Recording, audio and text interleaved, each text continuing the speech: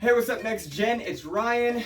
How's it going? Hey, we're going to continue talking about our series on family. See, last week we talked about how if you want your faith to make a difference, now a great way to start is by loving your family no matter what. Today we're going to take that a step further as we continue to talk about family. Now, I don't know about you, but sometimes when I watch like TV or movies, families are always like picture perfect. You know what I mean? Like, let me give you an example. Growing up, I watched a show called The Cosby Show. You may be familiar with it. Nick at Night usually plays it. It's a classic Bill Cosby at his best. Now, let me tell you, the Cosby family grew up in New York, and they were like this perfect family. Their home was filled with love and laughter and fun. The parents loved each other and got along well. The parents supported the kids. The kids helped their siblings through hard things, and they always worked together. It's this great family. But I'm not sure it's a super realistic picture of what family actually is. See, I think of another movie family, The Incredibles. Now, don't get me wrong, I love The Incredibles, and their superpowers are awesome. But hear me out. When you think about The Incredibles, the kids don't really get along with each other. The kids don't really respect and obey their parents. The parents' relationship doesn't seem very full of love, and the parents often seem to put their work and other things above their kids. It's kind of a mess of a family. And I think that more often our families reflect that more imperfect picture. Maybe some of you guys can relate. And newsflash, families are never perfect. So some of us come from families where our mom and dad don't live with each other anymore. We live between two households. Some of us live with other family members. Some of us have a really hard time getting along with our siblings, and there's a lot of tension. Some of our families are going through really difficult times right now, and so there's stress in the house because of maybe losses of jobs, or not getting paid as much money from work because of everything that's happened with COVID, or maybe you're wrestling with the death of a loved one in your family, and that causes tension. Maybe if you're a middle schooler and you're breathing, you're probably having tension with your parents, because as a middle schooler, you're growing up and you're experiencing more independence, and sometimes getting along with parents and obeying them can be really difficult. So maybe there's tension there. There could be a lot of things going on. But let's just remember, families are never perfect. And I want to illustrate this by talking about this story that happens in the book of Genesis. And it's a story about a family. See, in the book of Genesis, God chooses one man, Abraham, and he says, Abraham, through your family, we're talking about family, right? He says, through your family, I am going to bless the entire world. Through your family, I'm going to grow into a huge nation so that I can show everyone in the world how much I love them and want a relationship with them. Abraham says, okay, all right, let's do this thing, God. And so Abraham marries Sarah. They have Isaac through an incredible miracle. And then Isaac marries Rebecca and has two twins, Jacob and Esau. You know, I would think if this is the family that God is choosing to represent himself to the world, I would think that this family would have their stuff together. I would think that this family is pretty near perfect. And yet that's the opposite picture of what we get. See, in Genesis chapter 27, we get the story of these two twins, Jacob and Esau. In that day and age and in that culture, the firstborn got two things. He got the birthright, which was like the family's property and wealth, and he also got the blessing, which represented any future wealth and prosperity of the family. So the firstborn, Esau, got the birthright and the blessing. But his twin Jacob didn't get anything. So right off the bat, you can guess there'd be some tension there in the household.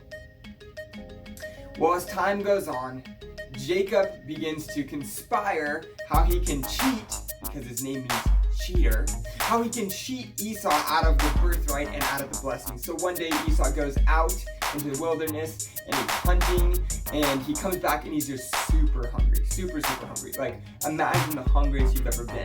Yes, that was Esau. He comes back super hungry, and Jacob had just made some delicious stew. So Jacob says, hey Esau, I'll trade you a bowl of stew for your birthright. Okay, let me just stop here. If anyone ever asks for you to trade your inheritance that your family's gonna give you for a bowl of soup, don't do it. You're not even just a bowl of soup for any food at all. It's just a bad trade. So Esau, not really thinking through the ramifications of things, chooses the immediate gratification and puts off a better reward for later, and he gives Jacob birthright. Time goes on, and Jacob still wants the blessing, right? So actually Jacob's mom, Rebecca, helps conspire with Jacob of how to get the blessing from Isaac, the father. So this is what they do. One day, again, while Esau goes off hunting, which, by the way, just good things do not happen when Esau goes off hunting. Esau goes off hunting, and Rebecca gets together with Jacob and says, hey, here's how we can trick your dad into giving you the blessing. Turns out the dad, Isaac, was on his deathbed and was super blind, so they thought they could maybe use those things to their advantage. Pretty messed up, isn't it? So what they do is they send Jacob in, and they do all these things to trick Isaac, the father, to thinking that he's actually talking with Esau. Turns out it's Jacob tricked him. The father gives the son the blessing. Boom. Jacob has both the birthright and the blessing. When Esau comes back from hunting, he's so angry when he finds out what happened that he vows to kill his own brother. What a crazy story. Man, there's a lot more that happens in this family's life and a lot of beauty that comes out of this family. So I'd encourage you to get in Genesis yourself and read the story for yourself. But I think it's helpful for us to see that, man, this family was not perfect, and yet God still used them and worked in their lives. Sometimes we think that because of the family that we come from or a family situation that God's not going to work. And that's just not true. Even though our families are imperfect, God can still work. I want to clarify what I'm not saying here.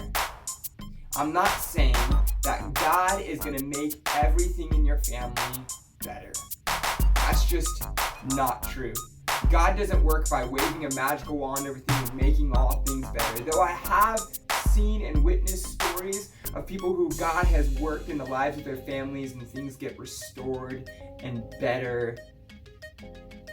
But what I do know is this. In Romans 8:28 it says, God works for the good of those who love him and are called according to his purpose. Here's what this verse means.